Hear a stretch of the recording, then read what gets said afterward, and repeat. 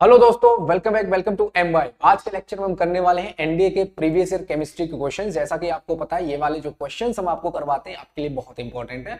अगर आप डिफेंस के किसी भी एग्जाम की प्रिपरेशन कर रहे हैं, जहां पे भी आपकी जनरल साइंस पूछी जाती है और जहां पर भी आपकी केमिस्ट्री पूछी जाती है, ये क्लास आपके लिए है, क्योंकि आपके लिए ये क्लास बहुत इंपॉर्टेंट होने वाली है। ये हम क्लास पूरी प्रॉपर एक्सप्लेनेशन के साथ करवाते हैं। इसमें हम आपको सीडीएस के जो प्रीवियस ईयर क्वेश्चंस हैं, सीएपीएफ में जो आपके क्वेश्चंस प्रीवियस ईयर पूछे गए हैं और जो मोस्ट इंपॉर्टेंट जो आपके एनडीए में क्वेश्चंस पूछे गए हैं, इन सभी क्वेश्चंस को हम यहाँ पर करवा रहे हैं।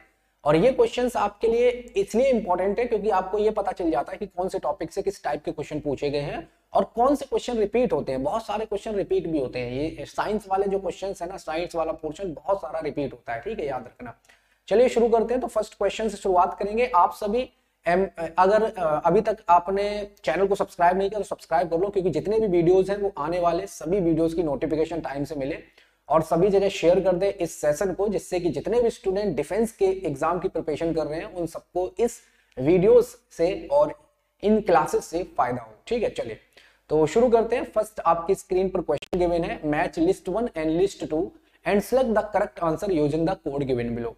आपको लिस्ट 1 गिवन है और लिस्ट 2 गिवन है। लिस्ट 1 में आपके कुछ कंपाउंड गिवन है और लिस्ट 2 में उनके कलर गिवन है। तो आपको मैच करवाना है कि किस कंपाउंड का किस टाइप का कलर होता है।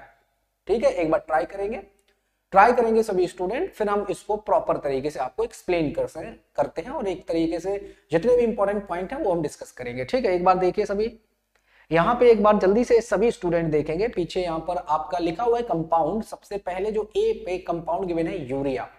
तो यूरिया की अगर हम गाइस बात करें, ए में जो लिखा हुआ है वो है यूरिया। यूरिया क्या है? खाद है, फर्टिलाइजर है। तो यूरिया की व्हाइट कलर होती है। यूरिया की अगर हम बात करें तो व्हाइट सल्फेट है। ये क्या है? व्हाइट कलर होता है। ये व्हाइट सफेद कलर यानी श्वेत कलर होता है। ये सल्फेट यहाँ से नहीं होगा। यहाँ पे हाइड, यहाँ पे अगर हम बात करें तो यूरिया को हम व्हाइट कलर से मैच करवा देंगे, क्योंकि यूरिया का फॉर्मूला भी आप याद रखना। यूरिया होती है NH2CO NH2 ये है यूरिया। यूरिया में नाइट्रोजन की जो परसेंटेज है गाइस, याद रखना 46% से 47% तक नाइट्रोजन पाई जाती है। ये नाइट्रोजियस फर्टिलाइजर है। क्या है? Nitrogen content fertiliser. चलिए बात करते हैं सेकेंड, हाइड्रस कॉपर सल्फेट की, है ना। आपको दिख रहा होगा, मैंने अपने आप को गायब इसलिए कर लिया है ताकि आपको जो क्वेश्चन है पूरा कंप्लीट दिखाई पड़े। ठीक है, तो यहां पर आप देखेंगे यूरिया की बात करें तो इसको हम व्हाइट कलर इसका होता है और इसको हम NH2CO से रिप्रेजेंट करते हैं। इसका जो केमिकल फॉर्मूला है, इसमें नाइट्रोजन की परसेंटेज 46% होती है। हाइड्रस कॉपर सल्फेट की गाइस अगर हम बात करें तो बी ऑप्शन में आपका hydrous copper sulphate. Copper sulphate आपने देखा होगा ब्लू कलर का होता है ना, ब्लू कलर का होता है। कॉपर सल्फेट ब्लू कलर का होता है। लेड सल्फाइड की अगर हम बात करें गाइस, लेड सल्फाइड की अगर हम बात करें तो ये आपका ब्लैक कलर का पाउडर है, ब्लैक कलर। ठीक है, इसका जो कलर होता है गाइस वो ब्लैक कलर होता है। और लास्ट हम डी की बात करें जो कि पोटेशियम परमैंगनेट है, जिसे हम KMnO4 बोलते हैं। इसका जो कलर है वो पिंक पर्पल होता है ना, पर्पल पिंकिश बोल सकते हो, पर्पल कलर बोल सकते हो इसका। तो यहां पर आपका आंसर आ जाएगा 3। इसको हम 3 से मैच करेंगे, पिंकिश, जिसको हम बोलेंगे पिंकिश पर्पल कलर। ठीक है, पिंकिश पर्पल कलर, सॉरी। ठीक है, तो मेरे ख्याल से आपको ये समझ आ गया होगा। तो आप एक बार मैच करवा के देख लें कि कौन सा आंसर हो जाएगा। बी ऑप्शन आपका राइट हो जाएगा। ए को हम 2 से मैच करवाएंगे, यानी कि यूरिया को हम व्हाइट कलर से मैच करवाएंगे। बी हाइड्रस जो कॉपर सल्फेट है उसको 1 यानी ब्लू से मैच करवाएंगे। और जो सी नंबर पे है यानी लेड सल्फाइड, ये ब्लैक कलर का होता है, इसीलिए हम ब्लैक से मैच करवाएंगे। और पोटेशियम परमैंगनेट ये पिंकिश कलर का होता है, तो ये आप इसको 3 से मैच करवाएंगे। तो मेरा आंसर क्या आ जाएगा फर्स्ट क्वेश्चन का गाइस? B option. क्लियर है जी? बिल्कुल। टाइट्रेशन के दौरान हम इन कलर को देख सकते हैं, है ना। इन कलर को बहुत अच्छे से दिखाई पड़ती है। आप हिंदी वाले स्टूडेंट एक बार हिंदी में देख लें। सूची 1 और सूची 2 को सुमेलित कीजिए। एक तरफ यौगिक गिवन है, दूसरी तरफ रंग गिवन है। तो यूरिया का जो रंग है वो श्वेत कलर होता है। जलीय कॉपर सल्फेट का जो रंग है वो आपका नीला होता है। लेड सल्फाइड काला होता है। पोटेशियम परमैंगनेट गुलाबी बैगनी होता है। ठीक है, चलिए बात करते हैं नेक्स्ट क्वेश्चन की। आई होप आप स्क्रीनशॉट लेना चाहेंगे हिंदी में तो स्क्रीनशॉट ले सकते हैं। चलिए, काफी टाइम दे दिया, बात करते हैं सेकंड क्वेश्चन की। ए polymer used for making non stick surface coating for utensils is. आपने देखा होगा कि आजकल जो पैन आ रहे हैं जिनमें हम एग फ्राई करते हैं, अंडे को फ्राई करते हैं, ऑमलेट बनाया जाता है, या फिर आपने देखा होगा आजकल ऐसी कढ़ाई आ रही है, ऐसे कुकर आ रहे हैं जिनमें ब्लैक कलर की कोटिंग होती है अंदर से।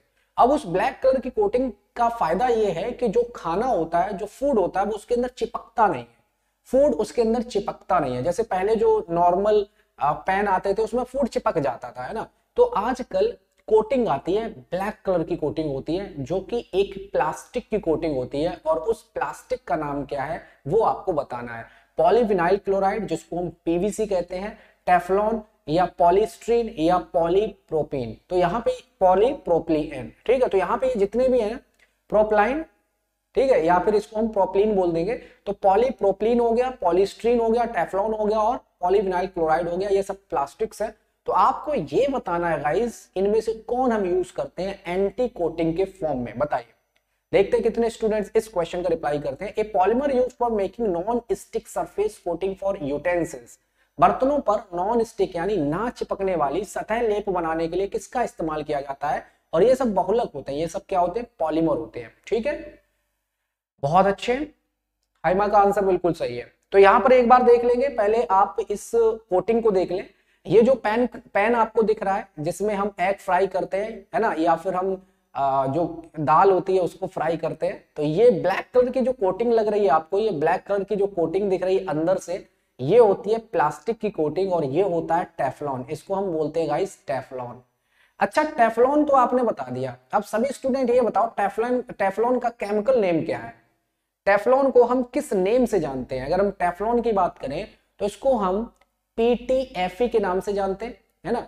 इसको हम शॉर्ट में अगर हम बात करें तो इसको हम PTFE के नाम से जानते हैं। आप कहोगे सर PTFE क्या है? इसका मतलब है पॉली। पी का मतलब क्या हो गया? पॉली। टी का मतलब हो गया टेट्रा। टी का मतलब क्या हो गया? टेट्रा। एफ का मतलब यहां पर हो जाता है फ्लूरो। और ई का मतलब हो जाता है एथिलीन। क्या हो जाता है? एथिलीन। तो यहां पर ये इसकी जो फुल फॉर्म है वो बन जाती है पॉलीटेट्राफ्लूरोएथिलीन। पॉलीटेट्राफ्लूरोएथिलीन। और इसका अगर हम केमिकल फॉर्मूले की बात करें गाइस तो C2F4 होता है, C2F4। तो ये पता है C2F4 क्या है? C2F4 है टेट्राफ्लूरोएथिलीन। C2F4 ओनली टेट्राफ्लूरोएथिलीन है, यानी TFE है ये क्या है? TFE। अब ये है मोनोमर। TFE क्या है? मोनोमर है। याद रखना ये सारी चीजें। TFE है मोनोमर किसका? टेफ्लॉन का। तो ये जो TFE है जिसे हम बोलते हैं टेट्राफ्लूरोएथिलीन, इसकी बहुत सारी यूनिट, तो हमने मान लिया n नंबर ऑफ यूनिट आप जब जोड़ते हो by the process of polymerisation, तो एक बहुलकन कहलाता है ना, एक बहुलकन प्रोसेस कहलाता है, जिसको हम इंग्लिश में पॉलीमराइजेशन कहते हैं। तो उस प्रोसेस के द्वारा जब हम इनकी बहुत सारी यूनिट को कनेक्ट कर देते हैं तो ये बन जाता है पॉलीटेट्राफ्लूरोएथिलीन। तब ये पॉली वर्ड जुड़ जाएगा। तो पॉली मतलब बहुत सारी यूनिट, तो यहाँ पे तब ये बन जाता है PTFE, और PTFE को हम टेफ्लॉन कहते हैं। अब मेरे ख्याल से आपको अच्छे से सारी चीजें समझ आ गई होंगी। तो जो PTFE है इसको कहा जाता है पॉलीटेट्राफ्लूरोएथिलीन, और जो टेट्राफ्लूरोएथिलीन है वो पॉलीटेट्राफ्लूरोएथिलीन यानी टेफ्लॉन का मोनोमर है। तो आपसे ये भी क्वेश्चन पूछा जाता है कभी कभी कि टेफ्लॉन का मोनोमर क्या है? तो टेफ्लॉन का मोनोमर होता है टेट्राफ्लूरोएथिलीन। याद रहेगा। चलिए, और बाकी की अगर हम PVC की बात करें, ये भी प्लास्टिक है, पॉलीस्ट्रीन भी प्लास्टिक है, पॉलीप्रोपिलीन भी प्लास्टिक है, ठीक है, जिसको भी आप लोग याद रखेंगे। आगे बात करते हैं, नेक्स्ट है आपकी स्क्रीन पर, इसको हम क्लिक कर देंगे। नेक्स्ट है आपकी स्क्रीन पर व्हाट इज टेफ्लॉन। अब देखो, अभी जो हमने टेफ्लॉन के बारे में बात की, अब यहाँ पे उसी के बारे में पूछा है कि वो है क्या। What is Teflon? फ्लोरोकार्बन है, हाइड्रोकार्बन है, माइक्रोवीसाइड्स है, या इंसेक्टिसाइड है? बताइए क्या आंसर आ जाएगा यहाँ पर। तो यहाँ पे आपसे क्वेश्चन पूछा व्हाट इज टेफ्लॉन। सबसे पहले तो ये प्लास्टिक है, क्या याद रखोगे कि ये एक प्लास्टिक है, एक पॉलीमर है ना। Teflon is the polymer. एक तो बात ये आपको याद रखनी है कि ये एक पॉलीमर है जिसको हम हिंदी में बहुलक कहते हैं। हिंदी में क्या कहते हैं? बहुलक। जो बहुत सारे एकलक से मिलकर बना है, मतलब बहुत सारे मोनोमर से मिलकर बना है। मोनोमर हमने क्या बताया था टेफ्लॉन का? टेट्राफ्लूरोएथिलीन। ये क्या था? मोनोमर था, जिसका फॉर्मूला C2F4 होता है। C2F4 होता है। इसके बहुत सारी यूनिट मिलकर क्या बना देती? टेफ्लॉन। तब यहां जुड़ जाएगा PTFE। वो हो जाएगा टेफ्लॉन। और ये फ्लोरो आपको साफ साफ दिख रहा है, ये क्या है, फ्लोरोकार्बन है। इसमें फ्लोरीन है और इसमें कार्बन है, तो मतलब फ्लोरोकार्बन है। क्लियर हो गया ना। चलिए आगे बात करते हैं, नेक्स्ट क्वेश्चन की तरफ चलते हैं।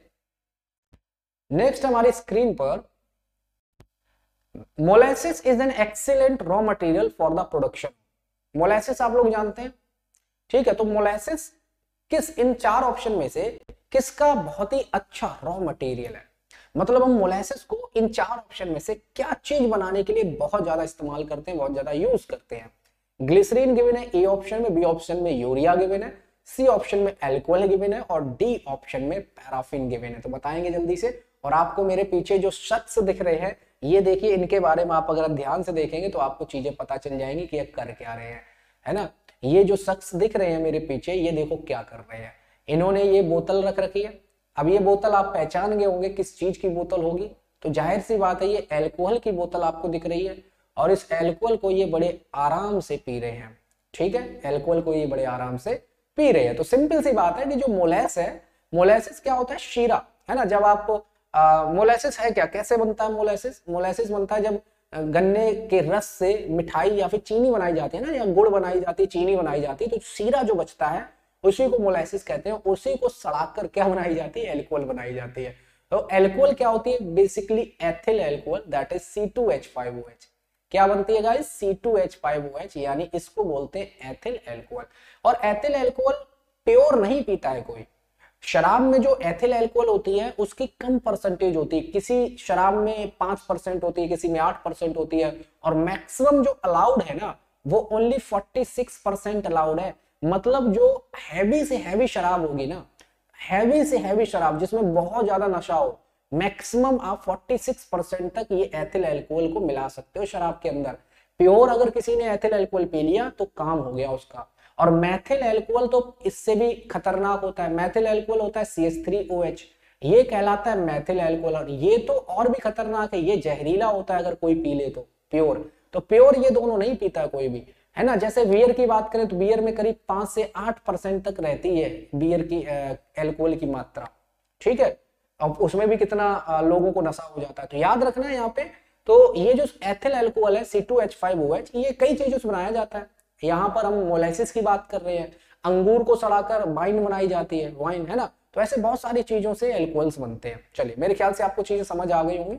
इस क्वेश्चन को हम क्लिक कर देंगे, C option will be the right answer. Paraffin कहां से निकलता है, ये पेट्रोलियम का उत्पाद है। पैराफिन वैक्स, पैराफिन पेट्रोलियम का एक बाय प्रोडक्ट है। यूरिया की बात करें तो ये फर्टिलाइजर है, नाइट्रोजियस फर्टिलाइजर। और ग्लिसरीन भी आपकी अगर हम बात करें तो ये आपका ग्लिसरीन बनते हैं। ग्लिसरीन से बहुत ज्यादा, जैसे हम बात करें जो साबुन वगैरह बनते हैं या फिर जो ब्यूटी प्रोडक्ट होते हैं ना, वो ग्लिसरीन का यूज करके बनाए जाते हैं, ठीक है। चलिए बात करते हैं नेक्स्ट क्वेश्चन की। Fermentation of sugar leads to, शर्करा के किण्वन से क्या बनता है। अगर हम शर्करा के किण्वन की बात करें या फिर फर्मेंटेशन की बात करें, शर्करा की फर्मेंटेशन से क्या बनता है, ethyl alcohol, methyl alcohol, acetic acid या फिर क्लोरोफिल। इसके बारे में हम आपको अभी जस्ट हिंट दे चुके हैं। बताइए क्या आंसर आ जाएगा। सभी स्टूडेंट इसका आंसर करेंगे, है ना। तो यहाँ पे ये अल्कोहल का एक सिंपल सा टॉपिक है, उसमें हम ये सारे टॉपिक पढ़ते हैं। तो यहाँ पर अगर हम बात करें, इसको हम बोलते हैं एथिल अल्कोहल, एथिल अल्कोहल, ठीक है, एथिल अल्कोहल। शर्करा का किण्वन का मतलब हो गया, अगर शर्करा को किण्वन कर रहे हो तो भी एथिल अल्कोहल मिलेगा। मोलेसिस को आप सड़ा रहे हो तो मोलेसिस से भी एथिल अल्कोहल बनेगा, यानी अल्कोहल बनेगा, ठीक है। एथिल अल्कोहल, मेथिल अल्कोहल, दोनों को हम अल्कोहल ही बोलेंगे। तो यहाँ पर हम एथिल अल्कोहल की बात कर रहे हैं, यानी C2H5OH की हम बात कर रहे हैं। इसको हम ऐसे भी लिख सकते हैं CH3CH2OH, CH3CH2OH, ठीक है। तो ये जो एथिल अल्कोहल होता है ये बनता है आपका, ठीक है। चलिए नेक्स्ट क्वेश्चन पे चलते हैं। यहाँ पे इस क्वेश्चन का आंसर हम क्लिक कर देंगे, A option the right answer. और जो मेरे पीछे आपको दिख रही होगी, ये चीनी की बोरी है, इसमें बहुत सारी चीनी भरी हुई है, ठीक है। तो इसमें कंफ्यूज मत होना कि सर ने हमें ये नहीं दिखाया, तो देख लीजिए। चलिए वापस आते हैं नेक्स्ट क्वेश्चन की गाइस। अगर हम बात करें तो यहाँ पे गिवन है, which one of the following organic acid, इनमें से कौन ऑर्गेनिक एसिड है। तो इसका मतलब आपको ऑर्गेनिक एसिड और मिनरल एसिड का पता होना चाहिए कि ऑर्गेनिक एसिड्स क्या होते हैं, मिनरल एसिड क्या होते हैं। बताइए एक बार, ट्राई करिए। ए ऑप्शन में सिट्रिक एसिड गिवन है, बी ऑप्शन में सल्फ्यूरिक एसिड गिवन है, सी ऑप्शन में आपका नाइट्रिक एसिड गिवन है और डी ऑप्शन में आपका फास्फोरिक एसिड गिवन है।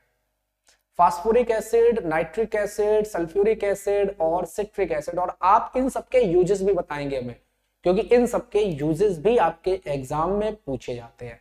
तो सबसे पहले अगर हम गाइस सिट्रिक एसिड की बात करें, या साइट्रिक भी पढ़ देते कई लोग, सिट्रिक एसिड की बात करें तो इसमें आप लोग याद रखिएगा कि ये ऑर्गेनिक एसिड है। ऑर्गेनिक एसिड वो होते हैं जो प्लांट से और फ्रूट से प्राप्त होते हैं, है ना, वेजिटेबल से प्राप्त होते हैं या फिर एनिमल से प्राप्त होते हैं। जैसे चींटी का डंक है, उसमें भी ऑर्गेनिक एसिड एक फॉर्मिक एसिड होता है। और ऐसे ऐसे ही नेटल लीव होती है, उसमें फॉर्मिक एसिड होता है। नेटल मधुमक्खी के डंक में नेटल फॉर्मिक एसिड होता है। सिट्रिक एसिड ये आपको नींबू में और संतरों में मिलेगा, ऑरेंज में मिलेगा। तो ये खाने वाले हैं, इनको हम खा सकते हैं। जितने भी ऑर्गेनिक एसिड होते हैं, वीक एसिड होते हैं, इनको हम खा सकते हैं, कोई प्रॉब्लम नहीं होती है। तो सिट्रिक एसिड, इनको हम हिंदी अगर हम और अच्छे लैंग्वेज में बात करें तो ये माइल्ड एसिड कहलाएगा। क्या कहलाएगा गाइस? माइल्ड एसिड वो होते हैं जो वीक एसिड होते हैं, जिनको हम खा सकते हैं, यूज कर सकते हैं। तो ये एक ऑर्गेनिक एसिड है। ये परफेक्ट आपका आंसर आ गया, ठीक है। अब इसको हम यूज कर सकते हैं कहां पे? बेकिंग पाउडर बनाने में।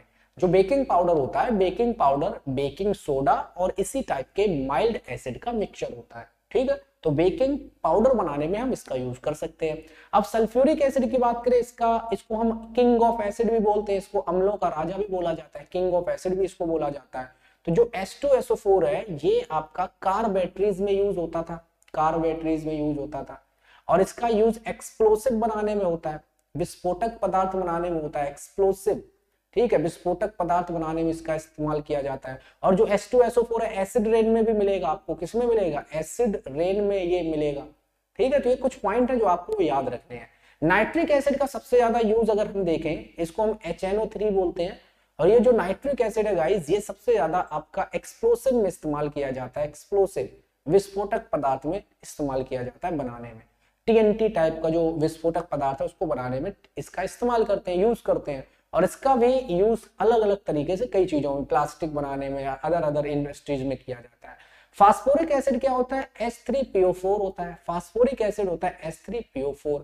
ये आपका अगर आप ध्यान से देखें तो मिनरल एसिड है। ये क्या है? मिनरल एसिड है ये भी। तो ये बाकी के तीनों मिनरल एसिड है, sulphuric acid, nitric acid, phosphoric acid, ये सब आपके मिनरल एसिड है, ठीक है। और जो H3PO4 है, फास्फोरिक एसिड, आपने देखा होगा ये आपको मिल जाएगा। इसको थोड़ा सा इस्तेमाल करते हैं कोका कोला में, जिससे कि उसमें फ्लेवर आ जाए। तो इतना नोट करिए सभी, क्लियर है? हाँ बिल्कुल, बहुत अच्छे। तो इतना जल्दी से नोट कर लेंगे, फिर नेक्स्ट क्वेश्चन पे चलते हैं। आई होप आपको चीजें समझ आ रही होंगी, बहुत अच्छे। चलिए आगे बात करते हैं। तो यहाँ पे 2-3 पॉइंट और याद रखना। जो फास्फोरिक एसिड है, ये आपका सॉल्ट है ना, फास्फोरस सॉल्ट इसको हम बोल सकते हैं। इसको फर्टिलाइजर में बहुत ज्यादा यूज करते हैं। फास्फोरस कंटेन फर्टिलाइजर होता है ना, phosphorus contain fertiliser, phosphorus containing fertiliser, उसमें सबसे ज्यादा इसका इस्तेमाल करते हैं। एज ए उर्वरक, फर्टिलाइजर के रूप में इस्तेमाल किया जाता है फास्फोरिक एसिड का। अब हम बात करते हैं नेक्स्ट क्वेश्चन की। तो इस क्वेश्चन का आंसर समझ आ गया होगा, ए ऑप्शन आपका राइट आंसर था, ए ऑप्शन आपका राइट आंसर था। नेक्स्ट है आपकी स्क्रीन पर पेट्रोल कंटेंट। पेट्रोल जिसको हम गैसोलीन भी बोलते हैं, उसमें क्या होता क्या है? पेट्रोल की अगर हम बात करें गाइस, तो उसे हम गैसोलीन भी बोलते हैं। तो इसमें क्या होता है? कार्बन होती है, नेचुरल गैस होती है, हाइड्रोजन और नेचुरल गैस होती है, नाइट्रोजन और नेचुरल गैस होती है, कार्बन और हाइड्रोजन होता है। क्या आंसर आ जाएगा? बहुत ही अच्छा क्वेश्चन है ये। आपने पेट्रोलियम पढ़ा होगा, पेट्रोलियम में पेट्रोल आ जाता है, जिसको हम गैसोलीन भी कहते हैं। पेट्रोलियम के अंदर मिट्टी का तेल यानी केरोसिन ऑयल भी हम आ जाता है। पेट्रोलियम के अंदर डीजल भी आ जाता है। पेट्रोलियम के अंदर नेचुरल गैस भी आ जाती है। पेट्रोलियम के अंदर अगर हम बात करें, पैराफिन, वैक्स भी आ जाती है, एटसेट्रा एटसेट्रा। तो यहाँ पर हम जो फॉसिल फ्यूल की जब बात करेंगे, जब हम ईंधन, जीवाश्म ईंधन की बात करेंगे, तो उसमें आपकी 3 चीजें पढ़ते हैं। एक तो पढ़ते हैं कोल के बारे में, जिसे हम कोयला कहते हैं, जो कि सॉलिड फ्यूल है, सॉलिड के फॉर्म में फ्यूल होता है। और दूसरा हम नेचुरल गैस के बारे में पढ़ते हैं, जिसे हम प्राकृतिक गैस कहते हैं। नेचुरल गैस गैसियस फ्यूल कहलाता है, क्योंकि वो गैस के फॉर्म में है। और जो आपका पेट्रोलियम वाली चीजें हैं, जैसे मिट्टी का तेल हो गया, पेट्रोल हो गया, डीजल हो गया, ये जितनी भी चीजें हैं, ये सब पेट्रोलियम कहलाती हैं। तो ये सब हम इस तरीके से लिक्विड फ्यूल कहलाएगा ये, ठीक है। तो यहाँ पर अगर हम बात करें, जो गैसोलीन होती है यानी पेट्रोल होता है, ये हाइड्रोकार्बन है। सिंपल सी बात है, इनमें हाइड्रोजन और कार्बन के ही कंपाउंड मिलेंगे आपको, हाइड्रोजन और कार्बन के कंपाउंड मिलेंगे आपको। जैसे कि एल्केन मिलेंगे, एल्केन आप लोग जानते हैं, ठीक है, सी जिसमें जिनका जनरल फॉर्मूला CnH2n+2 होता है, ठीक है। एल्कीन मिलेंगे आपको, एल्कीन। तो एल्केन और एल्कीन की परसेंटेज इसमें बहुत बहुत ज्यादा होती है पेट्रोल में, मतलब आप सीधे सीधे बोल सकते हो हाइड्रोकार्बन मिलेंगे, और हाइड्रोकार्बन का मतलब है हाइड्रोजन और कार्बन के कंपाउंड। क्लियर है? तो यहाँ पे आंसर क्या आ जाएगा आपका? D option will be the right answer. मेरे ख्याल से आपको समझ आ गया होगा। नेक्स्ट क्वेश्चन पे चलते हैं। तो इस तरीके से अगर आप ध्यान से देखें तो पेट्रोलियम को कहां से निकाला जाता है, क्योंकि ये लिक्विड फॉर्म में है, इसको समुद्र से माइनिंग करी जाती है, सॉरी रिफाइनिंग करी जाती है, निकाल पहले ये क्रूड ऑयल के फॉर्म में, इसको कच्चा तेल के फॉर्म में निकाला जाता है, फिर उसकी रिफाइनिंग की जाती है, ठीक है, उसकी रिफाइनिंग की जाती है। आगे बात करते हैं, नेक्स्ट है आपकी स्क्रीन पर, artificial silk is also known as. Artificial silk को हम किस नाम से जानते हैं, जिसको हम बोलते हैं कृत्रिम रेशम। कृत्रिम रेशम को हम किस नाम से जानते हैं? ऑप्शन ए में रेयन गिवन है, ऑप्शन बी में डेक्रोन गिवन है, ऑप्शन सी में फाइबर ग्लास गिवन है, और ऑप्शन डी में आपका नायलॉन गिवन है। बताइए, एक बार आंसर करेंगे, ठीक है। कृत्रिम रेशम, कृत्रिम रेशम, रेशम की क्या बनती है? साड़ियां बनती है ना, रेशम की साड़ियां बनती हैं, रेशम के कपड़े बनते हैं। तो अगर हम कृत्रिम रेशम की बात करें, देखो जो नेचुरल रेशम होता है ना, जो नेचुरल सिल्क होता है बहुत महंगा होता है, नेचुरल सिल्क बहुत कॉस्टली होता है, महंगा होता है, तो उसका एक अल्टरनेट तैयार किया गया ताकि सस्ता भी पड़े और इजीली अवेलेबल हो जाए, है ना। तो जो अल्टरनेट बनाया गया उसी को बोला गया आर्टिफिशियल सिल्क, और जो आर्टिफिशियल सिल्क है वो आपका रेयन है। क्या है? रेयन है। अब इसको बनाया कैसे जाता है पता है? रेयन का यूज किया जाता है, जो लकड़ी होती है, लकड़ी के जो पल्प होते हैं, वुड पल्प का यूज करके बनाया जाता है, और इसको बांस से बनाया जाता है, बांस जो बंबू होते हैं ना, बंबू, है ना, इसका यूज करके बनाया जाता है, बांस से, वुड पल्प हो गए एटसेट्रा, है ना। तो ये रेयन बनाया जाता है, रेयन को हम कहते हैं आर्टिफिशियल सिल्क यानी कृत्रिम रेशम, ठीक है। बिल्कुल सेलुलोज, तो जो वुड पल्प है और जो बम्बूज है, इसमें सेलुलोज होता है ना, क्या होता है? सेल्यूलोज, ठीक है, सेल्यूलोज। तो याद रखेंगे, जाहिर सी बात है, इसमें क्या होता है? सेल्यूलोज। सेलुलोज वो पदार्थ है जो प्लांट में होता है लेकिन एनिमल में नहीं होता है, आपको पता होगा, क्योंकि जो सेलुलोज इसको हम डाइजेस्ट नहीं कर सकते, इसको डाइजेस्ट नहीं कर सकते, याद रखना, ठीक है। मेरे ख्याल से ये सारी चीजें समझ आ गई होंगी। चलिए नेक्स्ट क्वेश्चन पे चलते हैं। तो ये आप लोग याद रखेंगे, और ये जो आपको दिख रहा है, ये यहाँ पर रेशम का एक कपड़ा आपके लिए है ना, ये रेशम का कपड़ा आपको दिख रहा होगा, इस टाइप से चमकीला होता है, एकदम शाइनिंग वाला। चलिए नेक्स्ट क्वेश्चन पे चलते हैं गाइस। नेक्स्ट है आपकी स्क्रीन पर, रेयन हो गया, नेक्स्ट है आपकी स्क्रीन पर ये रहा, alloy made by metal used to make aeroplane and parts in compartment of trains। यानी कि वो कौन सा एलॉय है, मतलब किस मेटल का यूज करके हम ऐसा एलॉय तैयार करते हैं, ध्यान से समझना इस क्वेश्चन का मतलब, किस मेटल का यूज करके हम एक ऐसा एलॉय तैयार करते हैं जिसका यूज हम जो एरोप्लेन है उसके पार्ट बनाने में, और जो ट्रेनें हैं उसके अंदर के कंपार्टमेंट बनाने में इस्तेमाल करते हैं। बताइए, और इसका रीजन क्या है? इसका रीजन भी बताना है आपको। किस धातु से बनाया गया, किस धातु से बनाए गए मिश्र धातु का उपयोग हवाई जहाज तथा रेल के डिब्बों में पुर्जे बनाने के लिए किया जाता है, इसका रीजन भी बताना है आपको। बताइए, एल्यूमिनियम का यूज क्यों करते हैं? आंसर तो आ गया, एल्यूमिनियम है। ये आंसर आ गया कि भैया एल्यूमिनियम का इस्तेमाल करते हैं, जो कि हमें पता है कि सबसे ज्यादा पाई जाने वाली धातु है। हमारी अर्थ की क्रस्ट की अगर हम बात करें तो अर्थ की क्रस्ट पर सबसे ज्यादा कौन सी धातु पाई जाती है? यही एल्यूमिनियम पाई जाती है, जो कि करीब 8%, ठीक है, समझ गए, 8% मिलती है अर्थ की क्रस्ट पर एल्यूमिनियम धातु। और ये क्या है? एक तो इसका हल्की हल्की होती है ये, एक तो ये क्या होती है? लाइट वेट होती है, ठीक है, एक तो लाइट वेट होती है, अगर हम यहाँ पर बात करें, एक तो लाइट वेट होती है, हल्की होती है, दूसरी ये स्ट्रॉन्ग होती है। भाई क्या होती है? स्ट्रॉन्ग होती है। तो हमें ऐसे ही तो चीज चाहिए जो हल्की भी हो और स्ट्रॉन्ग भी हो, क्योंकि अगर एरोप्लेन में हम लोहे को यूज करेंगे तो उसका वेट, वजन और ज्यादा बढ़ जाएगा। कितना बड़ा एरोप्लेन होता है, कितने ज्यादा पुर्जे लगाने पड़ते हैं, तो अगर आपने लोहा यूज कर दिया तो और हैवी हो जाएगा, भारी हो जाएगा, और उसमें जंग भी जल्दी लग जाती है। एल्यूमिनियम की बात करें, ये मजबूत भी है और आपका हल्का भी है, तो इसीलिए इसका इस्तेमाल करते हैं, पहली चीज, ठीक है। और दूसरा इंपॉर्टेंट चीज ये है कि आप याद रखना कि जब भी मरकरी को मना किया जाता है कि पारा आप नहीं ले जा सकते एरोप्लेन में, क्योंकि अगर मरकरी आप एरोप्लेन में ले गए या ऐसी जगह ले गए जिसके पुर्जे एल्यूमिनियम के बने हुए हैं, मरकरी अगर गलती से भी नीचे गिर गई ना, एरोप्लेन में नीचे गिर गई या फिर इसके संपर्क में आ गई एल्यूमिनियम के, तो ये अमलगम बना देता है। आपने देखा होगा बिल्कुल सोन पापड़ी, देखिए सोन पापड़ी जैसी एल्यूमिनियम जो है ना एकदम सोन पापड़ी जैसी बन जाएगी, एकदम वहां पे पाउडर टाइप की बन जाती है, ठीक है। तो वहां पे नुकसान हो सकता है, इसीलिए आपने देखा होगा मरकरी को ले जाना अलाउ नहीं होता, पारा नहीं ले जा सकते एरोप्लेन में, ठीक है। ये सारे कुछ पॉइंट है जो आपको याद रखने हैं। अब आप देख लें हिंदी वाले स्टूडेंट, किस धातु से बनाए गए मिश्र धातु का उपयोग हवाई जहाज तथा रेल के डिब्बों में पुर्जे बनाने के लिए इस्तेमाल होता है, तो याद रखेंगे यहां पर आंसर कर देंगे एल्यूमिनियम। कॉपर का यूज कहां करते हैं? तार बनाने में। कॉपर का जो इस्तेमाल है वो सबसे ज्यादा हम तार बनाने में, वायर बनाने में हम कॉपर का इस्तेमाल करते हैं, है ना। और अगर हम लोहे की बात करें तो लोहे के गेट बनाए जाते हैं, लोहे के गेट बनाए जाते हैं, लोहे के ब्रिज बनाए जाते हैं। लोहे से तो बहुत सारी चीजें बनती है, मशीनरी बनती है, पुर्जे बनते हैं, है ना, एटसेट्रा एटसेट्रा। लोहे का तो बहुत बड़ा यूज है, कॉपर का भी बहुत बड़ा यूज है, तार बनाए जाते हैं, ठीक है, याद रखना। चलिए बात करते हैं नेक्स्ट क्वेश्चन की। Zinc is obtain from which mineral? अगर हम गाइस जिंक की बात करें तो जिंक को हम किस मिनरल से प्राप्त करते हैं, या फिर आपसे ये पूछा गया है कि जिंक का ओर क्या है। एक तो ऑप्शन ए में लाइमस्टोन गिवन है, ऑप्शन बी में कैलामाइन गिवन है, ऑप्शन सी में र्यूटाइल गिवन है और ऑप्शन डी में हेमेटाइट गिवन है। तो आपको ये आंसर करना है कि इनमें से कौन सा वो मिनरल है जहां से हम जिंक को निकालते हैं, ठीक है। तो यहाँ पे देखिए कुछ इंपॉर्टेंट पॉइंट्स हैं, जैसे लाइमस्टोन की बात करें, आंसर बिल्कुल सही दिया है, ठीक है, बिल्कुल सही दिया है आपने आंसर। तो यहाँ पर हम कैलामाइन की बात करें तो ये जिंक के फॉर्म में, जिंक कार्बोनेट के फॉर्म में क्या होता है, ओर होता है, ठीक है, कैलामाइन। तो यहां से आपको जिंक प्राप्त होगा। और जो लाइमस्टोन है इसको हम चूना पत्थर कहते हैं, ये होता है कैल्शियम कार्बोनेट। ये क्या होता है, कैल्शियम कार्बोनेट। तो इसका मतलब ये कैल्शियम का क्या हो गया, ओर हो गया।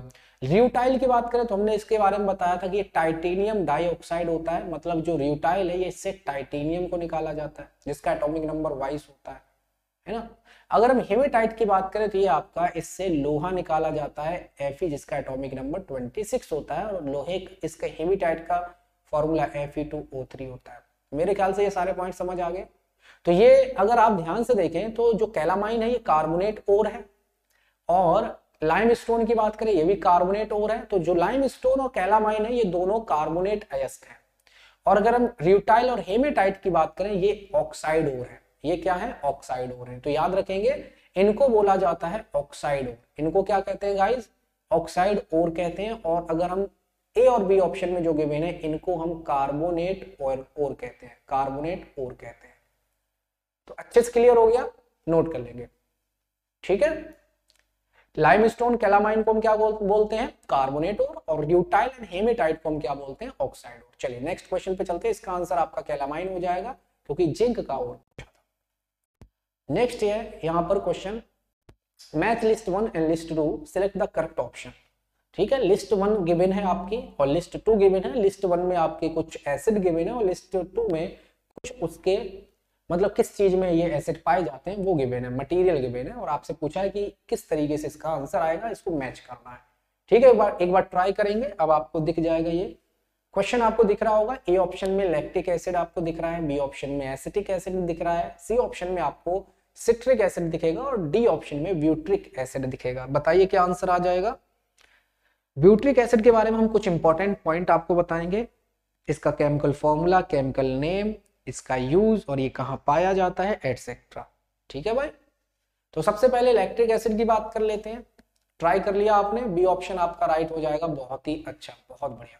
तो यहाँ पे अगर आप ध्यान से देखें लैक्टिक एसिड, लैक्टिक एसिड किसमें पाया जाता है गाइस, लैक्टिक एसिड की अगर हम बात करें तो ये आपको मिलेगा मिल्क में, किसमें, खट्टे दूध में, या फिर अगर आप ये कह दो दूध में, मिल्क में या कर्ड में, तो ये सब लैक्टिक एसिड की कृपा है।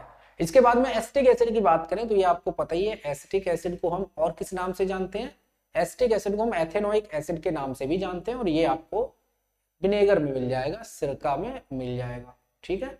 नेक्स्ट है सिट्रिक एसिड। सिट्रिक एसिड की गाइस अगर हम बात करें, सिट्रिक एसिड, सिट्रिक एसिड आपको मिलेगा लेमन में, नींबू और संतरे में, नींबू और संतरे में। ये क्वेश्चन आते हैं, बहुत बार पूछे गए हैं। लास्ट है ब्यूट्रिक एसिड। जो ब्यूट्रिक एसिड है ये, इसके बारे में कुछ इंपॉर्टेंट बातें हैं जो याद रखेंगे। ब्यूट्रिक एसिड इसको हम और किस नाम से जानते हैं वो अभी हम बताएंगे, पहले आप लिख लेंगे, ये आपको बटर में मिलेगा, किसमें मिलेगा, ये जितने भी फैटी एसिड्स होते हैं ना उसमें होता है, ठीक है। तो वापस आ जाता हूं मैं, अब हम बात करते हैं थोड़ी ब्यूट्रिक एसिड की। आंसर तो पता चल गया कि आपका ए को 3 से मैच कराएंगे, बी को 4 से मैच कराएंगे, सी को 1 से मैच करा देंगे और डी को हम 2 से मैच करा देंगे। तो ये हमें आंसर पता चल गया बी ऑप्शन। लेकिन हम थोड़ा ब्यूट्रिक एसिड की बात करें तो इसको हम ब्यूटेनोइक एसिड के नाम से भी जानते हैं, ब्यूटेनोइक एसिड। ठीक है, ब्यूट्रिक एसिड को हम गाइस ब्यूटेनोइक एसिड के नाम से भी जानते हैं। और इसका फॉर्मूला क्या निकलेगा? फॉर्मूला, क्योंकि ब्यूटेन है, ब्यूट के पास 4 कार्बन होते हैं, तो ब्यूट यानी C4 और ये हो जाएगा H7COOH, क्योंकि हमें यहाँ पर क्या लगाना है, ये कार्बोक्सिलिक एसिड ग्रुप। तो इसको हम बोलते हैं ब्यूटेनोइक एसिड और इसी को हम ब्यूट्रिक एसिड कहते हैं।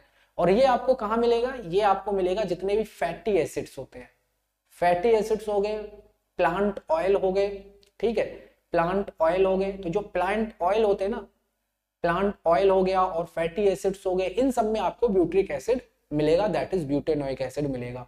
और इसकी जो स्मेल है वो बहुत अजीब होती है, अनप्लीजेंट स्मेल। आप इसको बोल सकते हो कि इसकी जो स्मेल है वो अनप्लीजेंट है। अनप्लीजेंट मतलब समझते हो, जो हमें अच्छी ना लगे। अनप्लीजेंट मतलब होता है जो बहुत ही, मतलब स्मेल का मतलब जैसे हम गंध बोल सकते हैं, दुर्गंध बोल सकते हैं, अनप्लीजेंट। ठीक है मेरे भाई, समझ आ गया? तो अनप्लीजेंट स्मेल होती है इसके अंदर। तो ये सारे पॉइंट अच्छे से नोट कर लें।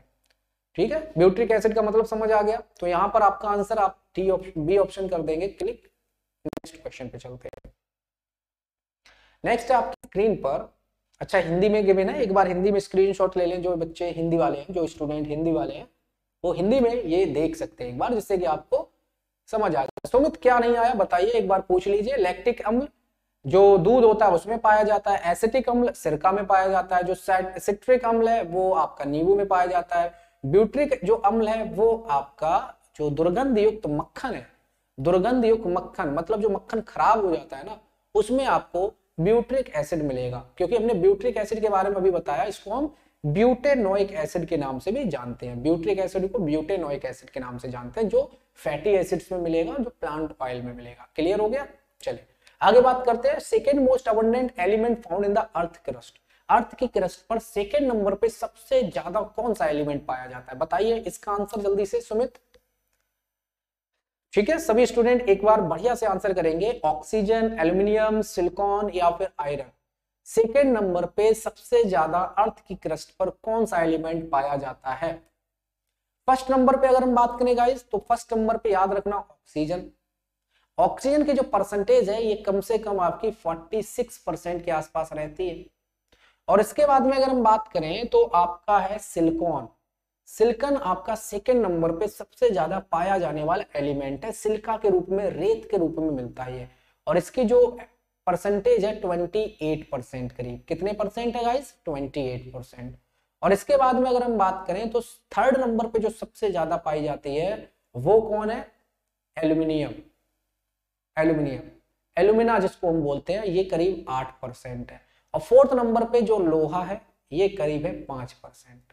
ये बात समझ आ रही है? तो अब यहाँ पे कुछ पॉइंट याद रखना, ये कुछ पॉइंट याद रखेंगे आप, कि अगर आपसे ये पूछा जाए, यहाँ पे क्वेश्चन का ध्यान देना, क्वेश्चन क्या पूछा है, नहीं तो आप गलती कर दोगे, 100% गलती कर दोगे। यहाँ पर आपको क्वेश्चन याद रखना है कि पूछा क्या है। यहाँ पे उन्होंने कहा सेकेंड मोस्ट अबंडेंट एलिमेंट। आपसे मेटल बोला क्या?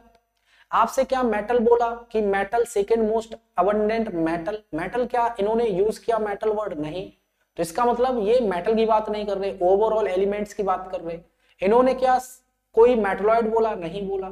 इन्होंने क्या कोई नॉन मेटल बोला? नहीं बोला। इन्होंने सिंपल ये कहा क्वेश्चन में second most abundant element found इन अर्थ क्रस्ट। इसका मतलब ये है कि अर्थ की क्रस्ट पर सेकेंड नंबर पर सबसे ज्यादा कौन सा एलिमेंट है?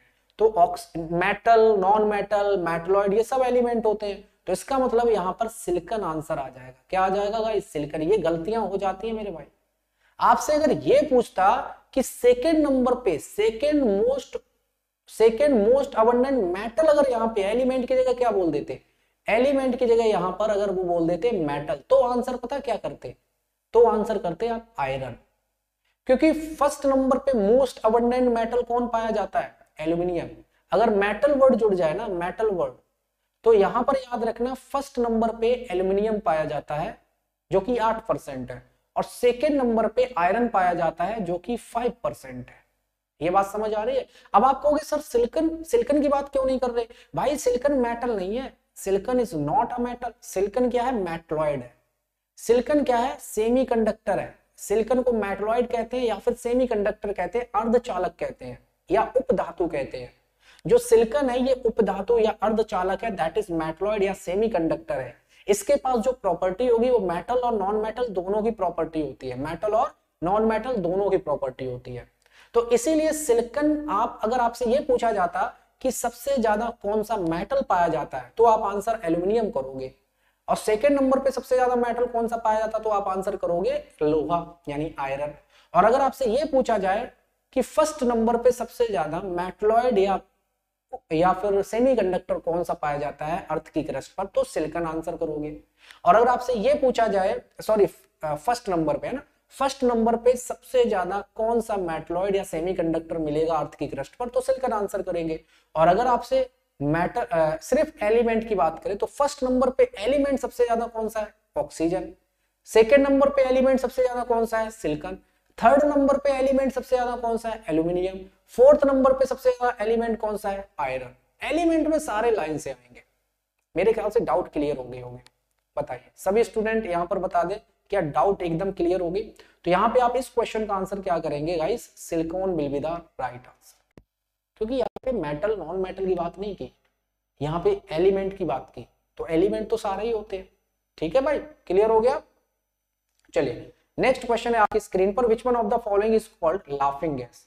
इनमें से कौन लाफिंग गैस है? ये तो सिंपल क्वेश्चन है। निम्नलिखित में से कौन सी हास्य गैस के रूप में जानी जाती है?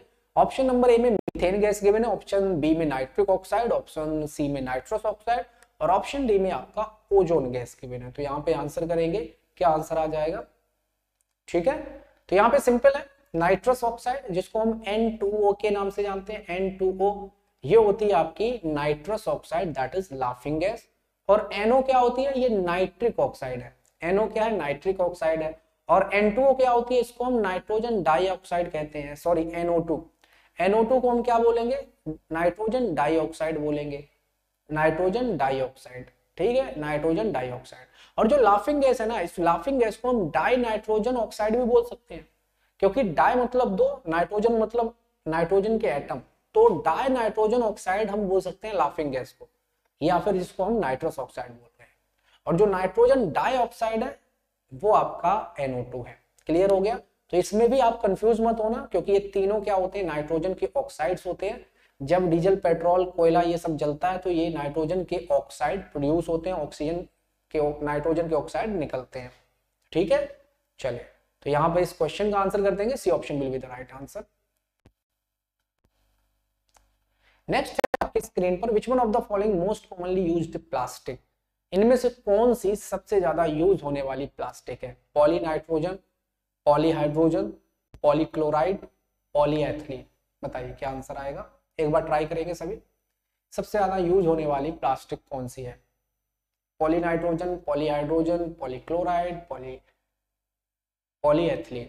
ठीक है, पॉलीएथिलीन आप लोग सभी जानते होंगे। पॉलीएथिलीन को हम पॉलीथीन सिंपल बोल देते हैं, जो पॉलीथीन होती है ना उसी को ही तो हम पॉलीएथिलीन बोलते हैं।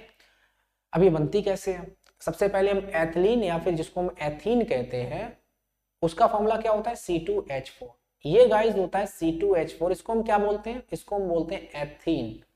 इसको कहा जाता है एथीन, या फिर इसको हम क्या कह देते हैं? एथिलीन कह देते हैं। इसको हम या तो एथीन कहते हैं या एथिलीन कह देते हैं, या एथीन कहते हैं या एथिलीन कह देते हैं।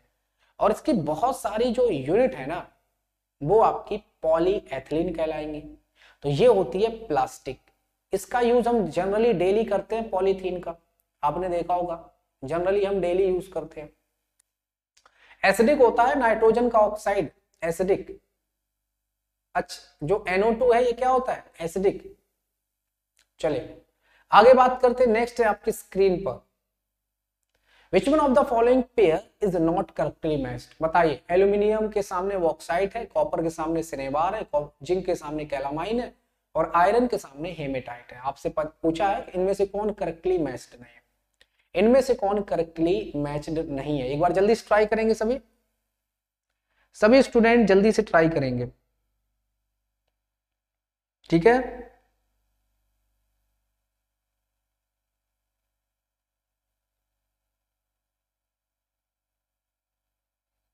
बताइए भाई, समझ आ रहा है सभी को? तो यहां पर हमने क्या बोला, एल्यूमिनियम का बॉक्स, एल्यूमिनियम के सामने बॉक्साइड लिखा है, कॉपर के सामने सिनेबार लिखा है, जिंक के सामने कैलामाइन लिखा है, आयरन के सामने हेमटाइट लिखा है। बिल्कुल, तो यहां पे आंसर आ जाएगा। देखो, अगर हम एल्यूमिनियम की बात करें तो इसका बॉक्साइड एस्प होता है, बिल्कुल सही है। कॉपर का जो होता है वो होता है, कॉपर के बहुत सारे होते हैं, क्यूप्राइट होता है कॉपर का, लेकिन ये जो सिनेबार है ये कॉपर का नहीं है। सिनेबार तो अभी हमने आपको बताया था। अगर हम सिनेबार की बात करें तो मरकरी का होता है, Hg2s सल्फाइड, मरकरी का सल्फाइड अयस्क है, मरकरी का सल्फाइड और होता है सिनेबार। ठीक है, तो ये करेक्टली मैच्ड नहीं है, इसीलिए ये आपका फॉल्स हो जाएगा स्टेटमेंट। जिंक का सामने अभी बताया था, जिंक कार्बोनेट के रूप में आपको मिलेगा, कार्बोनेट के रूप में आपको मिलेगा, तो ये ट्रू है, ये क्या है, ट्रू है। और आयरन की बात करें तो ये हेमेटाइट होता है, यानी Fe2O3। ठीक है, तो ये भी आपका ट्रू है। तो मतलब आंसर क्या आ जाएगा, बी ऑप्शन। आंसर क्या आ जाएगा, बी ऑप्शन। ये गलत मैच्ड है। ठीक है, NO2 पूछ रहे हो या N2O? अच्छा, N2O। देखो यहां पर जो नाइट्रोजन के ऑक्साइड्स होते हैं ना, उनमें से जो N2O है, NO2 तो आपका एसिडिक हो गया। अच्छा ये बात बताइए, जो NO2 है क्या ये एसिड रेन में पाया जाता है? इसकी वजह से एसिड रेन होती है? बताइए, एक बार ट्राई करिए। यहाँ पे हम थोड़ा सा एक पॉइंट एक्स्ट्रा बता देते हैं, जरा ध्यान दीजिएगा। अगर हम यहाँ पे नाइट्रोजन के ऑक्साइड की बात करें, जितने भी नाइट्रोजन के ऑक्साइड्स हैं, और सल्फर के ऑक्साइड की बात करें, तो ये पता है ये दो ऐसे ऑक्साइड हैं जिनकी वजह से एसिड रेन होती है। जिनकी वजह से क्या होती है, एसिड रेन होती है, जिसे हम बोलते हैं अम्ल वर्षा। क्योंकि जो नाइट्रोजन के ऑक्साइड है ये जब ऊपर जाते हैं क्लाउड के साथ, क्लाउड में पानी होता है, तो ये बादल में जो पानी है उससे रिएक्ट करके ये HNO3 बना देते हैं, नाइट्रिक एसिड बना देते हैं। ठीक है, और जो सल्फर के ऑक्साइड है ये पानी से रिएक्शन करके क्लाउड में, बादल में जो पानी है उससे रिएक्ट करके ये सल्फ्यूरिक एसिड बना देते हैं, H2SO4 बना देते हैं, H2SO4।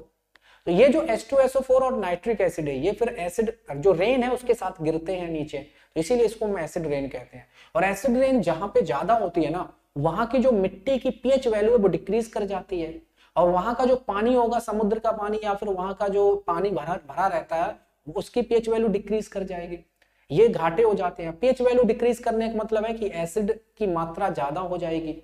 जब भी एसिड की मात्रा पानी में ज्यादा हो जाए या मिट्टी में ज्यादा हो जाए तो बहुत नुकसान होता है, फसल उगेगी नहीं अच्छे से, और जो पानी के अंदर जो लाइफ है वो मुश्किल में पड़ जाएगी। ठीक है, तो ये सारे पॉइंट याद रखना। और जो आपका नाइट्रस ऑक्साइड है ये न्यूट्रल होता है। ये क्या होता है गाइस, न्यूट्रल, उदासीन। इसके बारे में याद रखेंगे, ये न्यूट्रल है, उदासीन है, मतलब इसको उदासीन मानते हैं, न्यूट्रल मानते हैं, ना तो ये एसिडिक है ना ही ये बेसिक है। चलिए, क्लियर हो गया अच्छे से। नेक्स्ट है आपकी स्क्रीन पर। अच्छा ये हमने ऑलरेडी बता दिया, निम्नलिखित में से कौन सा युग्म सुमेलित नहीं है, तो तांबा को हम सिनेमार से नहीं मैच कराएंगे क्योंकि ये सही से मैच नहीं है। क्वेश्चन नंबर 16 देखिए, stainless steel is an alloy in which the following is added along with the iron. Stainless steel में हम किसका इस्तेमाल करते हैं, किसको हम ऐड करते हैं? अगर हम यहाँ पे गाइस स्टेनलेस स्टील की बात करें, स्टेनलेस स्टील, ठीक है, स्टेनलेस स्टील, आपने देखा होगा स्टेनलेस स्टील से जितने भी हमारे घर में बर्तन होते हैं वो सब बनाए जाते हैं, जितने भी यूटेंसिल्स हैं, बर्तन बनाए जाते हैं। आजकल इसके दरवाजे बनाए जा रहे हैं, आजकल इसके गेट, दरवाजे, रेलिंग्स एटसेट्रा बनाई जा रही है ना, गेट, रेलिंग, ये सब स्टेनलेस स्टील के बनाए जा रहे हैं। और इसका यूज करते हैं जितने भी डॉक्टर लोग हैं, उनके जितने भी सीजर्स वगैरह होते हैं, जितने भी इक्विपमेंट होते हैं, वो स्टेनलेस स्टील के बनाते हैं। इसका रीजन ये है कि इसमें जंग नहीं लगती, इसमें रस्टिंग नहीं होती है, और इसके लिए हम इसमें क्रोमियम का इस्तेमाल करते हैं। किसका? क्रोमियम का। याद रखना, क्रोमियम का इसमें यूज किया जाता है। ठीक है भाई, किसका यूज करते हैं? क्रोमियम का। क्रोमियम की बात करें तो इसमें 24 इसका एटॉमिक नंबर होता है, ये आपको याद रखना है। बहुत अच्छा। और इसमें लोहे में हम कार्बन भी मिला देते हैं थोड़ी सी, ताकि वो थोड़ा टफ हो जाए, है ना। चलिए आगे बात करते हैं। नेक्स्ट है हमारी स्क्रीन पर, sufficient quantity of organic acid found in grapes. अंगूरों में सफिशिएंट क्वांटिटी किसकी पाई जाती है? अच्छे से ट्राई करेंगे सभी, acetic acid, citric acid, malic acid, या फिर हम इसको बोलते हैं टार्ट्रिक एसिड। बताइए। आपका एक एग्जाम में 2-3 बार, एनडीए के एग्जाम में 2-3 बार क्वेश्चन जो पूछा गया है वो टोमेटो से पूछा गया है। कहां से पूछा गया है? टोमेटो से। ठीक है, टोमेटो। यानी आपसे पूछा गया कि जो टमाटर है टोमेटो, उसमें कौन सा एसिड पाया जाता है? सबसे पहले ऑर्गेनिक एसिड है, और वो कौन सा एसिड होता है? Oxalic acid, oxalic acid.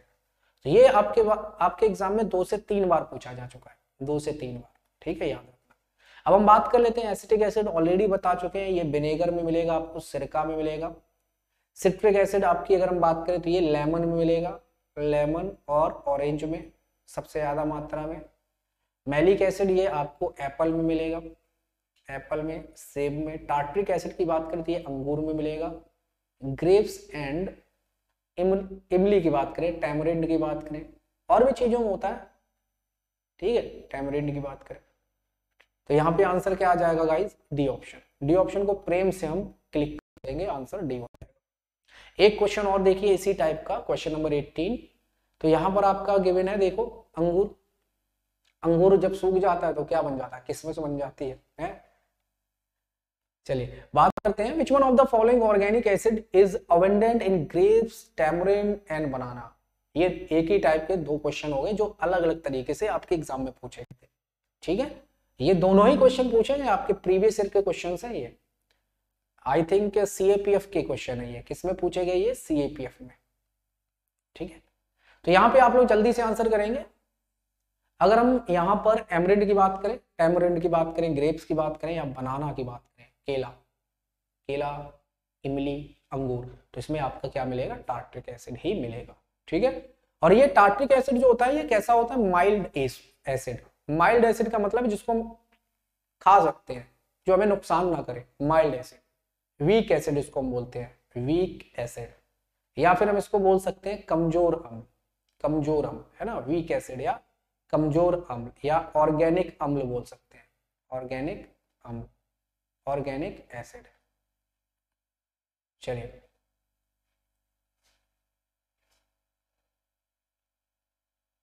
आगे बात करते हैं। नेक्स्ट आपकी स्क्रीन पर बक मिस्टर फुलरीन।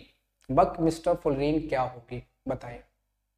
बक मिस्टर फुलरीन के बारे में पहले अच्छे से पढ़ लीजिए, चारों ऑप्शन, आपको अपने आप पहचान में आ जाएगी कि बक मिस्टर फुलरीन क्या होगी। एक बार ट्राई करिए जल्दी से। बक मिस्टर फुलरीन की गाइस अगर हम बात करें तो क्या होगी?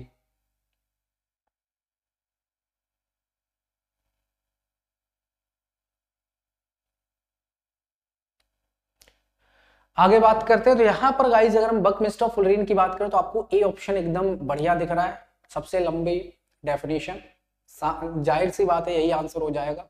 सी ऑप्शन नहीं होगा, सी ऑप्शन कैसे कर दिया? बक मिस्टर फुलरीन क्या है? ये एलोट्रोप है कार्बन का, कार्बन का एलोट्रोप, ठीक है, एलोट्रोप ऑफ कार्बन। ये कार्बन का गाइस अपर रूप है, ठीक है, याद रखना, ये जो बक मिस्टर फुलरीन है कार्बन का अपर रूप, कार्बन का क्या है? अपर रूप, यानी कार्बन का एलोट्रोप, ठीक है। इसमें 60 कार्बन, C60 एक इसका वो स्ट्रक्चर बनता है फुटबॉल की शेप में, फुटबॉल की शेप में इसका स्ट्रक्चर बनता है, यानी 60 कार्बन के एटम फुटबॉल की शेप में जुड़े होते हैं, ठीक है। तो a form of carbon compound of cluster of 60 carbon atoms bonded together in polyhedral structure composed of pentagons और हेक्सागन्स। यानी जो 60 कार्बन फुटबॉल की शेप में जुड़े होंगे उसमें पेंटागॉन्स होंगे, हेक्सागॉन्स होंगे, पूरा वो स्ट्रक्चर बनता है, उसे बोलते हैं बक मिस्टर फुलरीन, ठीक है। तो मेरे ख्याल से आपका ए ऑप्शन बिल्कुल परफेक्ट आंसर हो जाएगा, ए ऑप्शन आपका राइट आंसर। जय हिंद एवरीवन। तो अच्छे से क्लियर हो गया। हिंदी वाले स्टूडेंट्स हिंदी में देख लें, बक मिस्टर फुलरीन कार्बन यौगिक का एक रूप है, यानी कार्बन के एक अपर रूप है जिसमें 60 कार्बन परमाणुओं का समूह होता है जो परस्पर पंचभुज या छठ भुज से बने हुए बहुफल की संरचना से जुड़े होते हैं, ठीक है। हिंदी में कितना अच्छा लगता है पढ़ने में। तो आज का last question guys, when kept for some time in air a green color layer of basic carbonate is formed on a metal। ध्यान से समझिए, इस क्वेश्चन में क्या बोला कि हमारे पास ये कोई मेटल है XYZ, हमें नहीं पता ये कौन सा मेटल है, इसको जब आप एयर में रख देते हो काफी समय तक के लिए, एयर में ऐसे ही छोड़ दीजिए, तो इस मेटल पर ग्रीन कलर की कोटिंग चढ़ जाती है। कैसी? ग्रीन कलर की कोटिंग चढ़ जाती है।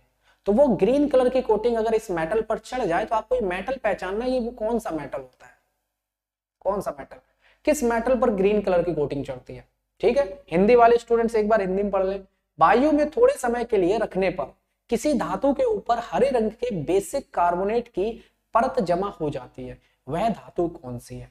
वह धातु कौन सी है बताइए। आपको साफ साफ दिख रही है धातु, है ना, साफ साफ दिख रही है, कॉपर। अब होता क्या है कि कॉपर को जब आप हवा में रख दो, ऐसे ही नमी में, हवा में, एयर में, इस पर कॉपर कार्बोनेट की क्या चढ़ जाती है? लेयर चढ़ जाती है, CuCO3 कॉपर कार्बोनेट की लेयर चढ़ जाती है। इस पे कॉपर हाइड्रोक्साइड यानी CuOH का whole twice, copper carbonate, copper hydroxide, इनकी लेयर चढ़ जाती है, जिसकी वजह से, इनके मिक्सचर की वजह से ये ग्रीन कलर का हो जाता है, ग्रीन कलर का। तो आपने देखा होगा तांबे की कोई भी चीज है, अगर आप ऐसी हवा में रखे रहो, वो कुछ दिनों बाद हरे हरे कलर की हो जाती है, ग्रीन कलर की उस पर कोटिंग चढ़ जाती है।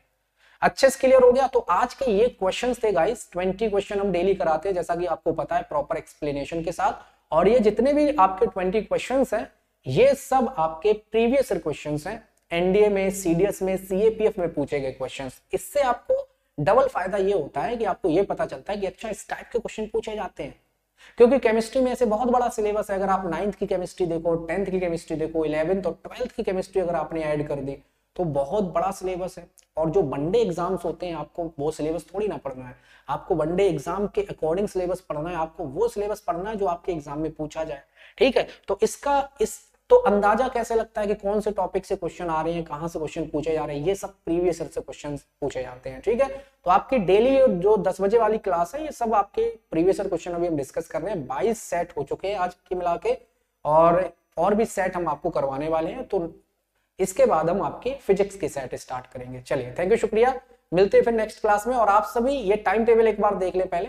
द हिंदू एडिटोरियल की सुबह क्लास चलती है आपकी, फिर इंग्लिश की 11 बजे चलती है, हिंदू एडिटोरियल की आपकी 7 बजे, वोकैब लैडर की 8 बजे और 12 बजे इंग्लिश की, फिर 1 बजे आपकी हम आपको करवाएंगे आपकी फिजिक्स की क्लास। और आज सबसे इंपॉर्टेंट साउंड स्टार्ट कर रहे हैं। आज जो हमारा स्टार्ट होगा साउंड, जो कि मोस्ट इंपॉर्टेंट चैप्टर है आपके एनडीए एग्जाम के लिए, सीडीएस एग्जाम के लिए। ठीक है, साउंड वाला चैप्टर बहुत इंपॉर्टेंट है और इसको हम बिल्कुल लाइन बाय लाइन बेहतरीन तरीके से करवाने वाले हैं। केमिस्ट्री की आपकी जो क्वेश्चन प्रैक्टिस क्लास है, ये रात को 9 बजे हो रही थी, लेकिन अब आपकी सुबह 10 बजे स्टार्ट हो गई है। ठीक है, और मैथ की आपको 3 बजे क्लास मिलेगी।